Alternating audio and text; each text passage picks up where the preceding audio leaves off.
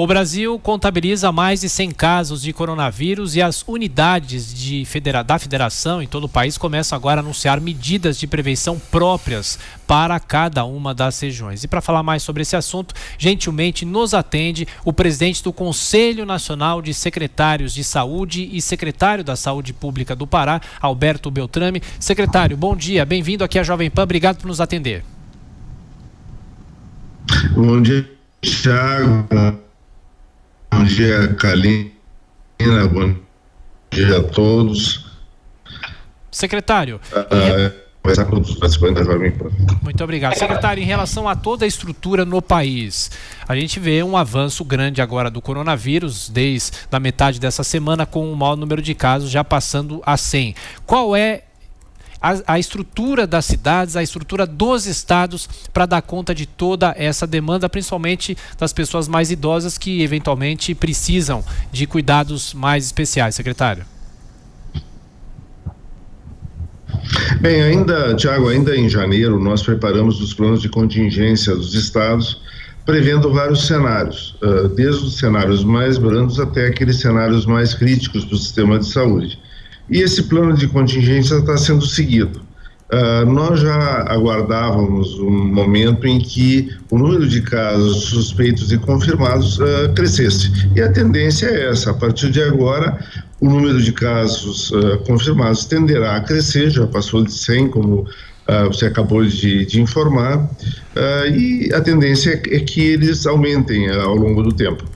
Importante dizer ainda que, nesse momento, o Brasil vive a transmissão local do vírus, ou seja, não há transmissão sustentada ou comunitária, como se chama, ou seja, as autoridades sanitárias são capazes de identificar quem passou o vírus para quem. Paciente A para o B, do B para o C, C para o D.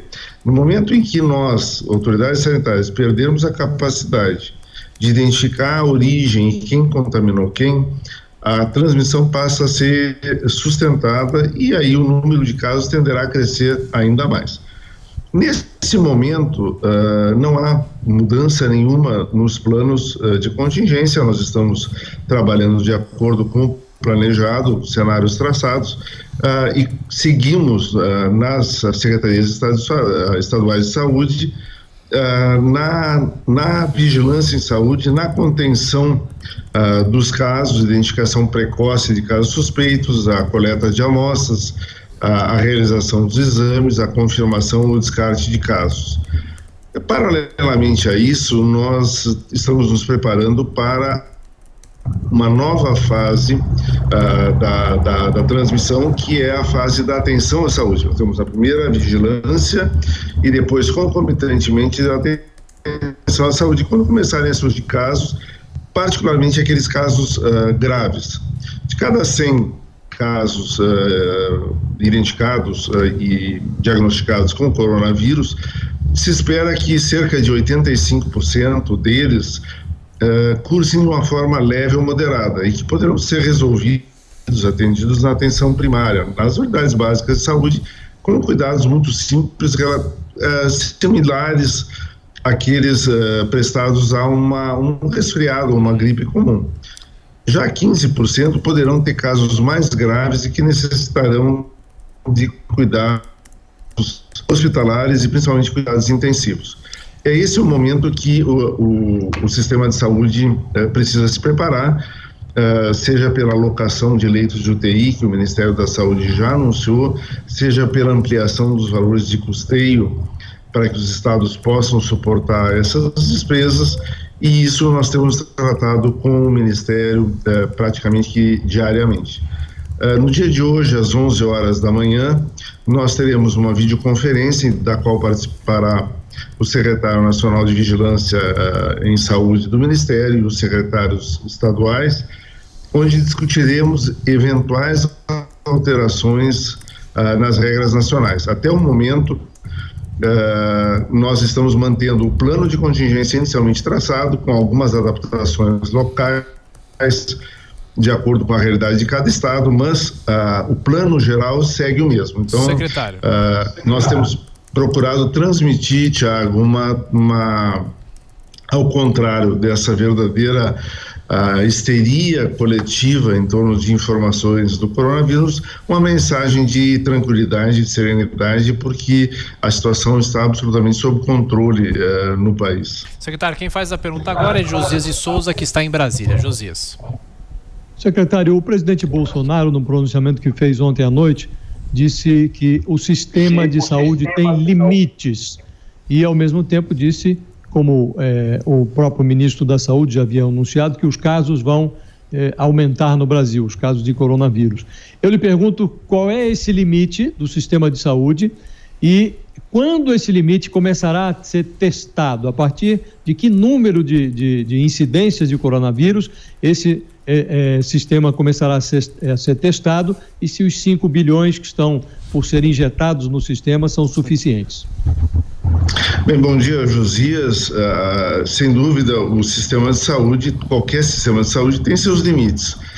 Nós temos uma capacidade instalada no Brasil bastante grande, bastante forte, mas a iminência do surgimento de casos graves, sobretudo, tenderá a sobrecarregar a nossa rede de atenção à saúde. Não há de se pensar em UTIs convencionais, por exemplo, que vivem, como todos nós sabemos, vivem lotadas e até algumas delas com listas de espera judicializadas. Então, a estratégia que nós traçamos para esse momento, em que houver uma sobrecarga eventual do sistema de saúde, é que nós tenhamos equipamentos de UTI, eu falo aqui, respiradores, monitores multiparamétricos, oxímetros de pulso, enfim, os equipamentos necessários para montar um leito de UTI, e a partir daí nós ocuparemos leitos convencionais, ou seja, onde hoje eu tenho uma enfermaria com 3 leitos, por exemplo, eu passaria a ter um único leito, colocarei lá os equipamentos necessários e transformarei aquela unidade em uma unidade de cuidados intensivos para aquele paciente. Então, é difícil dizer qual é o limite, porque nós não temos como estabelecer nesse momento a dimensão que tomará a transmissão do corona no Brasil. Nós ainda não sabemos como ele vai se comportar no nosso clima. Se ele tiver, por exemplo, a sazonalidade semelhante a H1N1, por exemplo, a influenza, é de esperar que nos estados que têm um clima frio e que começarão a partir aí de abril a diminuir a temperatura, como o sul e sudeste, o número de casos cresça principalmente aí. No norte e nordeste, que nós aqui na Amazônia estamos saindo do inverno, ou seja, da estação das chuvas, nós esperamos que o número de casos seja menor. Sempre é difícil no momento desses estimar números exatos. A nossa geração de gestores, e eu me incluo nela, já vivemos no Brasil diversas emergências em saúde pública, entre elas a síndrome respiratória aguda grave em 2002, 2003, enfrentamos H1N1 em 2009, eu estava no Ministério da Saúde nessa ocasião, que foi bastante mais grave do que H1N1, do que o coronavírus. Nós tivemos em menos de 3 meses 34 mil casos, quase 3 mil mortos no país, e vivemos também o Zika em 2015. Toda essa realidade nos ensinou muito. Então, o sistema de saúde brasileiro, o SUS, ele se fortaleceu muito na área de vigilância em saúde e também em lidar com esse tipo de situação.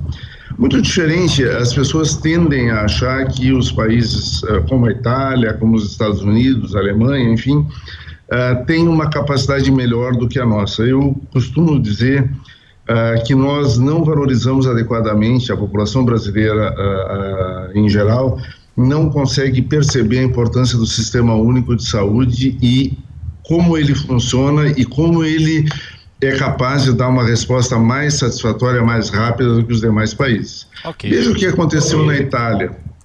A Itália, eu vendo na TV, assim que surgiram os primeiros casos, logo apareceu alguém da Defesa Civil falando algumas medidas, depois o Ministério da Saúde falando outras, e logo na sequência o governador da Lombardia falando uma terceira linha de ações. Isso gera um tumulto, gera uma desinformação e muitas vezes o próprio caos da linha de atenção à saúde, linha de cuidado. No SUS, no Brasil, nós temos já a tradição de ter uma relação interfederativa. Nós, em todos os meses, temos uma reunião com o Ministério da Saúde, com todas as secretarias estaduais, com todas as municipais. Então a interlocução é muito rápida e muito ágil, e nós estamos preparados para manter uma unidade de condutas em todo o Brasil que nos diferencia, com certeza. Claro, certamente estaremos acompanhando esse trabalho também. O senhor pode contar com a Jovem Pan também para a divulgação das notícias. Dr. Alberto Beltrame, presidente do Conselho Nacional de Secretários de Saúde e também secretário de Saúde Pública do Pará. Mais uma vez, muito obrigado pela gentileza e pela atenção. Um bom trabalho para o senhor. E eu agradeço a vocês, um abraço.